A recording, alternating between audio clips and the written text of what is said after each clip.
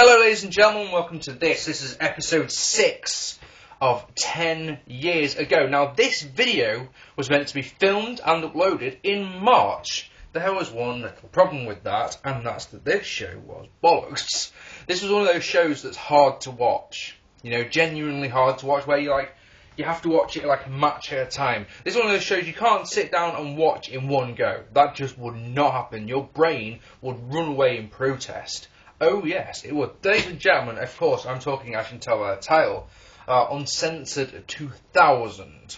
Now then, two things I need to mention before I start. The first one is that the arena looks like there's about 4 people in it. I exaggerate, of course.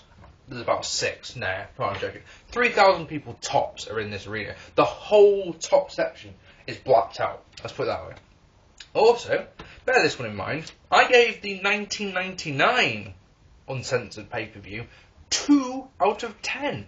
A year later, is it any better? So in the opener, the Artist defeated Psychosis in a piss-poor match to retain the Cruiserweight title. Artist is wrestling in his street goes. Chris Candido makes his way to ringside after the bell, and basically he spends the whole match putting himself over, basically. It's hard to believe that a month after Super Bowl, the Artist is still the Cruiserweight champion. It's hard to believe anyone under the Russo era that anyone has been a champion for a month. Psychosis comes out with Juventud Guerrero. Juventud Guerrero starts running down the Rock's catchphrases. Says, finally, the juice has come back. And you're like, whoa, what's that all about? That's really, really weird. Candido's on comedy. He could have been on comedy, maybe. Anyway, he's on commentary. He spends the whole time putting himself over, like I say. Anyway, you notice I'm not talking about the match because there was nothing of note in the match. The action in the ring, if you can call it action, was pretty poor from the Artist, especially a nice run by Psychosis. That gets 2. Brainbuster by Psychosis goes up to the top for a You're basically Juvie and then Paisley, who of course is out with the Artist. They have a cat fight. I kid you not, a cat fight between a man and a girl. Now, isn't that a cat fight is normally girl-on-girl action? Oh, yes. But no. Oh. Anyway, the Artist has to jump into DDT for the win. I can't be asked to talk about anything about that match anymore. I gave it half a star. I don't actually know why, because reading through it, it's not a half a star match. You know. Anyway, Norman Smiley and the Demon defeated XX, which is Lane and Rave. Absolutely terrible match. The only good thing about this match, right, is Miss Hancock comes out, because XS have got this, Lane and Rave have got a storyline going with Hancock, which of course, because I haven't watched Nitro or Thunder, I've absolutely no idea about. Hancock looks absolutely stunning. Here's a joke for you. If you go to WCW, you'll get this one. I'm guessing, seeing as this is the second match, yeah, this is a special main event. Figure that one out if you don't know what I'm on about. Nice one, suplex gets 2 for the Demon. Norman is incredibly over. Everything he does, he gets fucking big pops for. Lane and Rave are so poor. A stroke gets 2 for Lane. Norman Conquest on Rave gets the win. Yay! And then Lane and Rave leave with Miss Hancock. Demon steps up and takes her back to the ring, where she does the wiggle with Norman and the ref. That match instantly lasted 3.5 minutes. 3 minutes 40 to be precise. Quarter of a star. Just hovering. I mean, literally one move away from being a dud match. Next, The Wall versus Bam Bam Bigelow went to a no contest. The backstory to this one is The Wall had been hurting people and Bam Bam Bigelow was going to stop him. Now, I don't understand this storyline at all, right? In a business where the whole point is hurting your opponent, in kayfabe, of course, not actually going out and hurting them, but then The Wall has been hurting people and Bam Bam doesn't like it. It's like, there's no logic there. Anyway, slugfest and a clothesline to start. Bam gets a headbutt off the top for 2. Nice DDT gets 2 for Bam Bam. Then they brawl up the aisle to the WCW.com table and The Wall chokeslams Bam Bam through it. And the ref calls for the bell. And that's your match. And you're like, whoa, what just happened?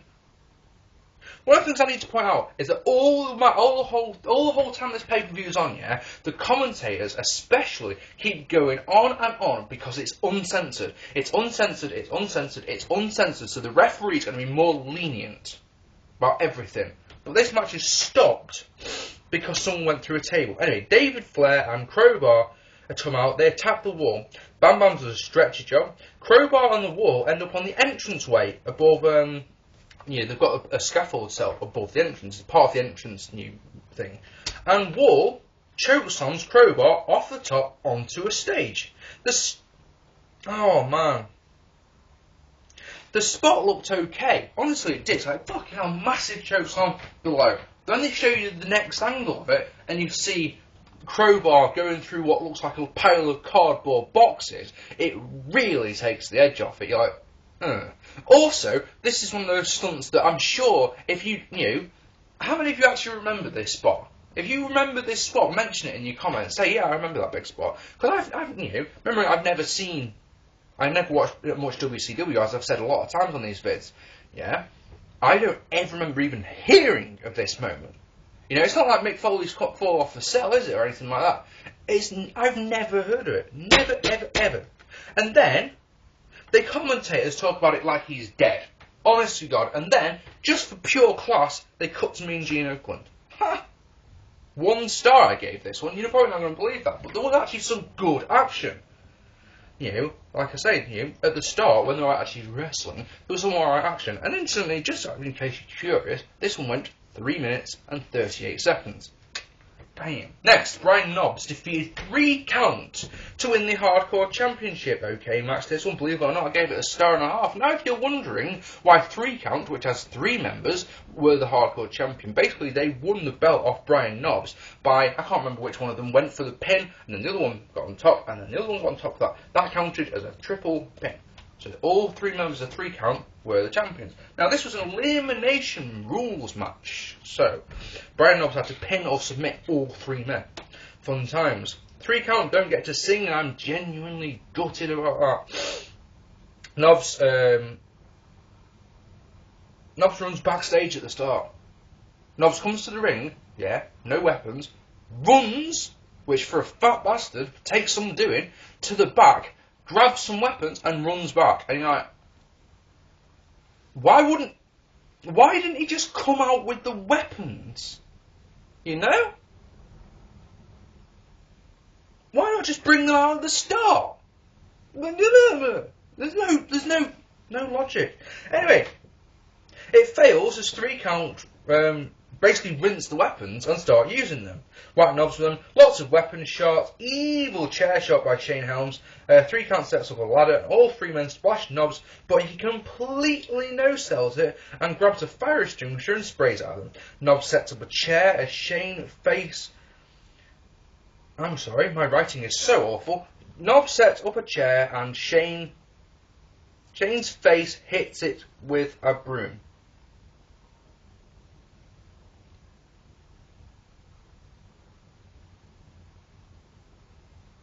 Knobbs sets up a chair and Shane's face hits it with a broom. Ah, yes, he puts Shane's face on it and hits him with a broom and pins him. God, sorry, my writing is so rubbish. So rubbish.